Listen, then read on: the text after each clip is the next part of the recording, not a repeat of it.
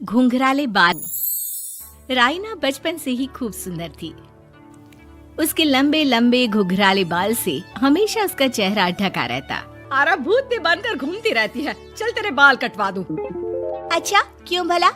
School में तो सारा वक्त बांधकर घूमना पड़ता था। अब तो मैं कॉलेज जाऊंगी और बाल खोलकर घूमूंगी। हाँ। अरे ये बाल देख रही है, ऐसे लगता है जैसे मधुमक्खी का छत्ता। खैर, घने घने घुंघराले बालों से राइना सुंदर तो लगती, लेकिन उसे संभालना उसके लिए बड़ा काम था।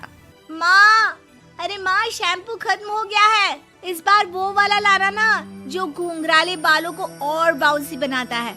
माँ ले आना, हाँ जरूर से। कल मेरा कॉलेज का पहला दिन है, मैं चाहती हूँ सब मुझे देखकर जले। अगले दिन राइना कॉलेज पहुँचती है, जहाँ एक लड़का उसे छेड़ते हुए कहता है, अरे लगता है चाउमीन में सोया सॉस कुछ ज्यादा ही गिर गया। अरे मुझे तो चेहरा दिख ही नहीं रहा। लड़कियां भी राइना का मजाक उड़ाती है। अरे यार, ये कंगना की कॉपी करके कौन आया है? लोकल कंगना, और कौन? राइना को सभी पर गुस्सा आता है, लेकिन वो कुछ नहीं कहती। स्कूल में तो बाल बंधे ही रहते थे, लेकिन कॉलेज में राइना एक लड़की से कहती है, हाय, मेरा नाम राइना है, मुझे आर्ट्स डिपार्टमेंट में जाना है।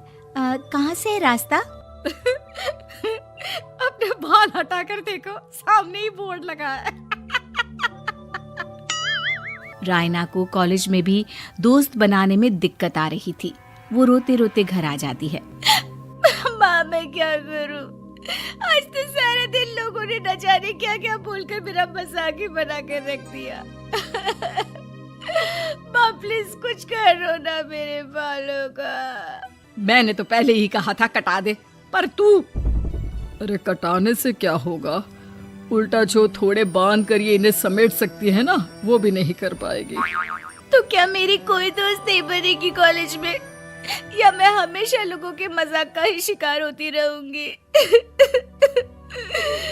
राइना जोर जोर से रोने लगती है। तभी उसका छोटा भाई आ जाता है और राइना के बालों के बीच एक पेंसिल छुपा देता है। तभी उसका दोस्त भी पीछे से आ जाता है। अरे ढूंढो ढूंढो, कहाँ है पेंसिल? मैं नहीं बताऊंगा।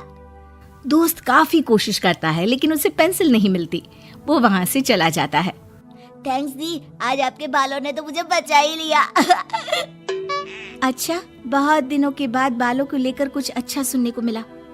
मुझे भी पहले लगता था कि मेरे बाल सबसे सुंदर है, लेकिन अब पता चला। अरे क्या पता चला, क्या हो गया? देख, किसी भी चीज के ना दो पहलू होते हैं। या तो तुम बालों से ही लोगों का मन जीतो, या फिर रोती रहो। अब ऐसे घने बाल तो तुम्हें भगवान ने दिए हैं। राइना को पिता की बात समझ में आ जाती है। वो सोच लेती है कि जिन बालों के कारण वो कॉलेज में एक भी दोस्त नहीं बना पा रही है, उन्हीं बालों से वो दोस्तों की लाइन लगवा देगी। अगले दिन कॉलेज में डेस्क में राइना बालों को आगे कर लेती है और लोगों को लगता है कि राइना का चेहरा पीछे है, लेकिन राइना घने घुंघराले बालों को हटाकर हंसने लगती है। देखा मेरे बालों का कमाल, इससे मेरा चेहरा भी नहीं दिखता और मैं चलती क्लास में सो भी सकती हूँ। सभी राइना को देखकर हंसने लगते हैं। क्लास में परीक्षा चल रही होती है, तो राइना अपने बालों में चीटिंग के पेपर छुपा छुपा कर आसपास के बच्चों की मदद भी कर देती है, जिसके बाद से तो राइना क्लास की हीरोइन बन जाती है। वाह राइना, तेरे बाल तो बहुत कमाल के हैं। मैं तो इन्हीं के कारण पास हो गई। और पता है, मैं तो अपने काम का सामान राइना के बालों के बीच में ही फंसा देती हूँ। जैसे जैसे काम होता है वैसे वैसे इस्तेमाल करती हूँ। अब तो क्लास में हर कोई राइना के साथ बैठने की जिद करता। राइना में इसे लेकर घमंड आ जाता है। उसे लगता है कि वही क्लास की सबसे डिमांडिंग लड़की है। फिर एक दिन, मैं इस कॉलेज में नई नई आई हूँ, क्या आप मेरी दोस्त बनेंगी? मैं? ओह सॉरी, मैं इस क्लास की सबसे डिमांडिंग लड़की हूँ। हर कोई मेरे साथ ही रहना चाहता है। एक काम करो ना, वो पीछे की सीट दिख रही है, जाओ जाकर वहीं बैठ जाओ।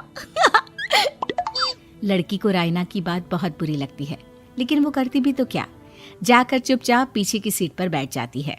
तो आज का लेसन सबने याद किया है ना बराबर से? जितनी भी चीटिंग करने वाली लड़कियां थी, वो राइना के पीछे जाकर बैठ जाती है और जोर से चिल्लाती है, जी मैम, सब कुछ याद है, कहीं से भी पूछ लो, हम तो मास्टर है मास्टर। क्यों? ये बोलकर वो रायना के कंधे पर हाथ रख देती हैं। रायना भी खुश होती है कि कॉलेज की सबसे स्मार्ट लड़कियों का ग्रुप उसका दोस्त है। पीछे बैठी वो लड़की देखती है कि कैसे मैडम के सवाल लड़कियां रायना के सर को देखकर दे रही है। शाबाश, मुझे खुशी है कि तुम लोग इतनी अच्छी पढ़ाई करने लगी हो। मैं प्रिंसिपल से कहकर तुम लोगों की स्कॉलरशिप की बात करूंगी, जिससे तुम लोगों के माता पिता का पैसा जो फीस में लग रहा है वो बच जाए। सभी लड़कियां खुश हो जाती हैं। टीचर के जाने के बाद एक लड़की कहती है, गर्ल्स, अब हम लोग ना सिर्फ सबसे स्मार्ट बल्कि सबसे इंटेलिजेंट भी हो गए हैं। इसी बात पर आने वाले संडे को मेरे घर पर पार्टी, सबको आना है, ओके?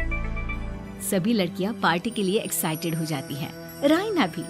माँ, मेरे कॉलेज की सबसे स्मार्ट लड़की ने पार्टी रखी है संडे को। मैं भी वहाँ सबसे अच्छी दिखना चाहती हूँ, लेकिन ये बाल। घुंघराले बालों का तो कर भी क्या सकती है। तभी उन लोगों की नजर पार्लर के एक इश्तिहार पर पड़ती है जो 3000 रुपए में बाल स्ट्रेट कर रहा था। माँ, मुझे पैसे देना, मैं बाल सीधे करवा कर आती हूँ। संडे को पार्टी में सबसे अच्छी लगूंगी। बस फिर क्या था, अपने घुंघराले बालों को रायना पार्लर जाकर स्ट्रेट यानी कि सीधा करवा लेती है।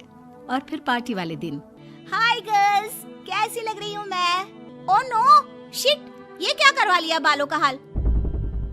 और जिसके घर पार्टी थी वो लड़की, अरे ये क्या करवा लिया? तुम्हें मालूम नहीं है, जिस बालों में चीटिंग रखकर हम लोग टीचर के अगर इम्प्रेशन जमाते थे, उन बालों को तुमने। अरे हमें तो स्कॉलरशिप भी मिलने वाला था, अब तुमने बाल सीधे करवा लिए। अब तुम हम लोगों के लिए किसी काम की नहीं हो। अरे लेकिन हम दोस्त तो है ना, क्या मैं अच्छी नहीं लग रही हूँ? हमें तेरे अच्छे और बुरे लगने की कोई जरूरत नहीं है।